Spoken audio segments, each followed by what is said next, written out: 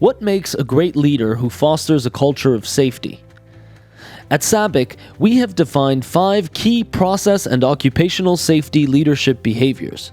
By following them, you will be able to promote safety in your teams and your organization. First is having a chronic sense of unease. Imagine you're at a circus.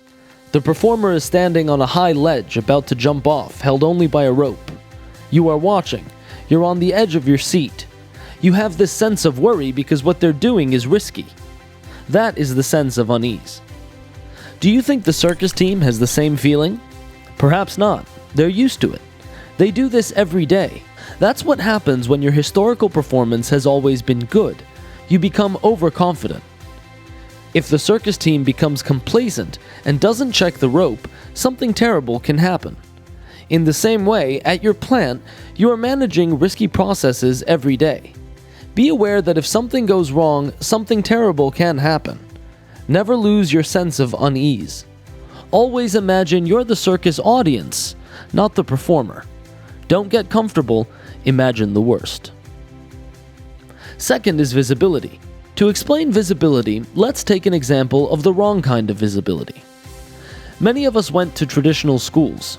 Do you remember your school principal? In such schools, students rarely see the principal. When the principal appears, everyone tenses up and acts serious. The principal doesn't talk to anyone unless something is wrong, and then someone is in trouble. True visibility is very far from that traditional image.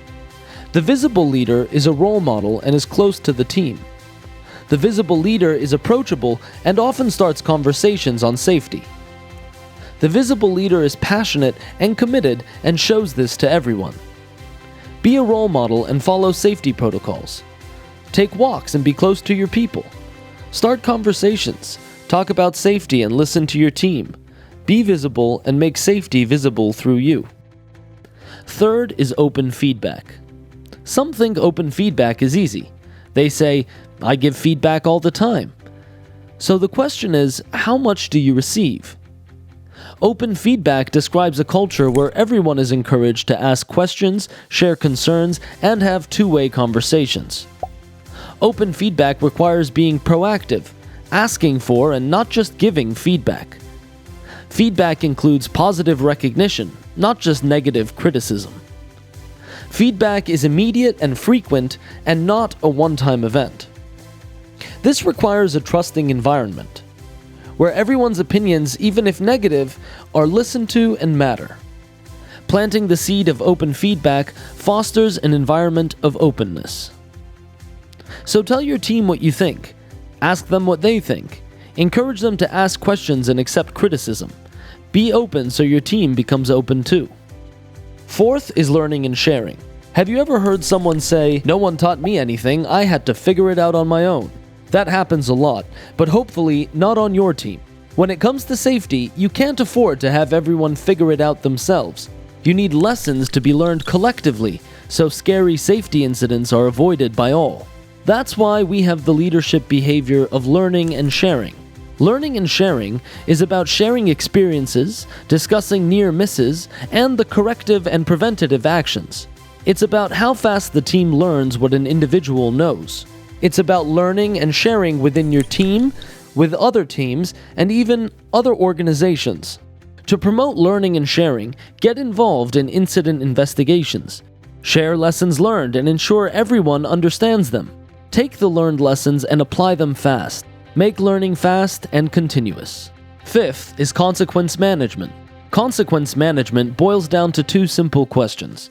How do you make sure things don't go wrong? And how do you act if they do?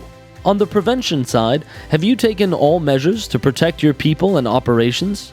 On the incident side, do you escalate incident consequences to help behaviors change? Imagine something going wrong.